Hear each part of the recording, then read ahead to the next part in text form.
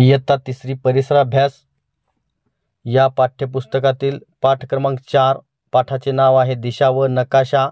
या पाठाचा संपूर्ण स्वाध्याय आपण या व्हिडिओमध्ये पाहणार आहोत। प्रश्न 1, खाली पूर्व दिशा दर्शवणारी चौकट दिली आहे। उरलेल्या चौकटींमध्ये इतर दिशा भरा। आपण पूर्वेकडे तोंड करून उभं राहिल्यानंतर आपल्या पाठीमागची दिशा पश्चिम, उजव्या हाताची दिशा दक्षिण आणि डाव्या हाताची दिशा उत्तर असते।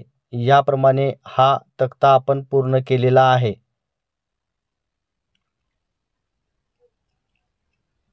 प्रश्न 2, पूर्व दिशा ठरवण्यासाठी कशाचा उपयोग होतो?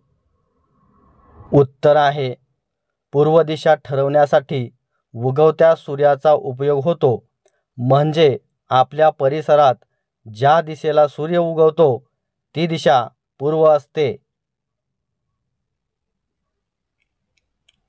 प्रश्न 3, उत्तर दिशेच्या समोरील दिशा कोणती?